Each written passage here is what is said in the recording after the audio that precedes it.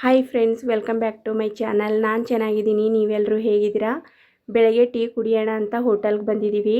ಇಲ್ಲಿ ನೋಡಿ, ನನ್ನ ಮಗಳು ಮುಖ ಊದಿಸ್ಕೊಂಡಿದ್ದಾಳೆ. ಯಾಕಂದರೆ ಅವಳಿಗೆ ಶಾಪಿಂಗ್ ಮಾಡಿಸ್ಬೇಕಂತೆ.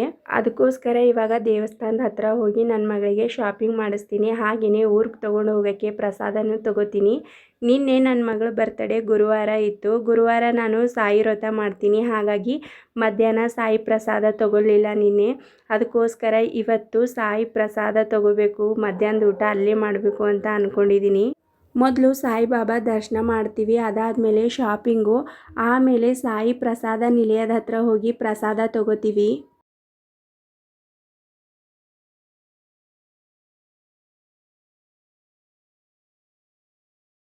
ಸಾಯಿಬಾಬಾ ಪ್ರಸಾದ ತೊಗೊಳಕ್ಕೆ ತುಂಬ ಜನ ಇದ್ದರು. ಸಾಮಾನ್ಯವಾಗಿ ಎಲ್ಲ ಟೈಮಲ್ಲೂ ಶಿರಡಿಯಲ್ಲಿ ತುಂಬ ಜನ ಇರ್ತಾರೆ. ಹಾಗಂತ ಪ್ರಸಾದ ಕೊಡೋಕ್ಕೆ ತುಂಬ ವೇಟ್ ಮಾಡಿಸಲ್ಲ ಅವರು.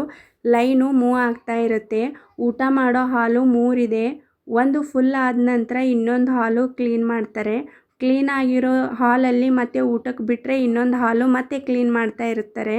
ಎಲ್ಲೂ ಸ್ಟಾಪ್ ಮಾಡಿಸಲ್ಲ ಅವರು. ಹಾಗಾಗಿ ವೇಟ್ ಮಾಡೋ ಪ್ರಮೇಯ ಬರಲ್ಲ. ನಾವು ಕರೆಕ್ಟು ಊಟದ ಟೈಮಿಗೆ ಒಂದು 2-2:30 ಟೈಮಿಗೆ ಬಂದಿದ್ದೀವಿ. ಹಾಗಾಗಿ ಇಷ್ಟು ಜನ ಇದ್ದಾರೆ. ನಾವು ಇಲ್ಲ ಅಂತಂದರೆ ಒಂದು 3 ಗಂಟೆಗೆ 3:30ಗೆ ಹಾಗೆ ಬಂದರೆ ಇಷ್ಟೊಂದು ಜನ ಇರಲ್ಲ. ನಾವು ಯಾವುದೇ 5 ಸ್ಟಾರು 7 ಸ್ಟಾರು ಹೋಟೆಲ್ಗೆ ಹೋಗಿ ಊಟ ಮಾಡಿದ್ರೂ ಈ ರುಚಿ ಸಿಗಲ್ಲ. ಈ ದೇವಸ್ಥಾನಗಳಲ್ಲಿ ಪ್ರಸಾದ ಊಟ ಮಾಡ್ತೀವಲ್ಲ, ಆ ರುಚಿನೇ ಬೇರೆ ಇರುತ್ತೆ, ಆ ನೆಮ್ಮದಿನೇ ಬೇರೆ ಇರುತ್ತೆ. ನಾನು ಸಾಯಿಬಾಬಾ ಪ್ರಸಾದ ತೊಗೋಬೇಕು ಅಂತ ಬೆಳಗ್ಗೆಯಿಂದ ಏನೂ ತಿಂದಿಲ್ಲ. ಬರೀ 1 ಕಪ್ ಟೀ ಕುಡಿದಿದ್ದೀನಿ ಅಷ್ಟೇ. ಇವಾಗ ಟೈಮು 2:30 ಆಗ್ತಾ ಬಂತು. ಯಾಕಂದರೆ ನಾನು ಸಾಯಿಬಾಬಾ ಪ್ರಸಾದ ಊಟ ಮಾಡಲೇಬೇಕು ಅಂತ. ನಿನ್ನೆ ಗುರುವಾರ ಸಾಯಿಬಾಬಾ ವ್ರತ ಮಾಡ್ತಾಯಿದ್ದೆ, ಹಾಗಾಗಿ ಊಟ ಮಾಡಿಲ್ಲ. ಊಟ ಮಾಡ್ಬೋದಿತ್ತು, ಆದರೆ ನಾನು ವ್ರತ ಮಾಡಬೇಕಾದ್ರೆ ಅರ್ಧಕ್ಕೆ ಸ್ಟಾಪ್ ಮಾಡೋ ಮನಸ್ಸಿರಲಿಲ್ಲ. ಹಾಗಾಗಿ ನಾನು ಊಟ ಮಾಡಿಲ್ಲ. 9 ಗುರುವಾರದ ಸಾಯಿಬಾಬಾ ವ್ರತ ಮಾಡ್ತಾಯಿದ್ದೆ. ಅದರಲ್ಲೂ ಲಾಸ್ಟ್ ಗುರುವಾರ ವ್ರತ ಇತ್ತು. ಹಾಗಾಗಿ ಸ್ಟಾಪ್ ಮಾಡೋದು ಬೇಡ ಅಂತ ನಾನು ಊಟ ಮಾಡಿರಲಿಲ್ಲ.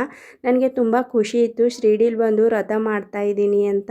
ಯಾರಿಗೆ ತಾನೇ ಖುಷಿ ಆಗಲ್ಲ ಹೇಳಿ? 2-3 ತಿಂಗಳಿಂದ ವ್ರತ ಮಾಡ್ಕೊಂಡು ಬಂದಿರ್ತೀವಿ. ಕೊನೆ ವ್ರತದ ದಿನ ನಾವು ದೇವಸ್ಥಾನದಲ್ಲಿ ಹೋಗಿ ಮುಕ್ತಾಯ ಮಾಡ್ತೀವಿ ಅಂತಂದರೆ ತುಂಬ ಖುಷಿ ಆಗುತ್ತೆ. ನನಗೂ ಗೊತ್ತಿರಲಿಲ್ಲ ಈ ಕೊನೆ ಗುರುವಾರ ನನ್ನ ಮಗಳ ಬರ್ಡೇ ದಿವಸನೇ ಬರುತ್ತೆ. ಅದು ನಾನು ಶಿರಡಿ ಸಾಯಿಬಾಬಾ ವ್ರತ ಮಾಡ್ತಾಯಿದ್ದೀನಿ, ಶಿರಡಿಲಿ ಹೋಗಿ ಮುಕ್ತಾಯ ಮಾಡ್ತೀನಿ ಅಂತ ನನಗೂ ಗೊತ್ತಿರಲಿಲ್ಲ. ಹಾಗಾಗಿ ನನಗೆ ತುಂಬ ಖುಷಿ ಆಯಿತು. ಇವತ್ತಿನ ವಿಡಿಯೋ ನಿಮ್ಗೆ ಇಷ್ಟ ಆದರೆ ದಯವಿಟ್ಟು ಲೈಕ್, ಶೇರ್, ಕಮೆಂಟ್ ಮಾಡೋದನ್ನು ಮರಿಬೇಡಿ.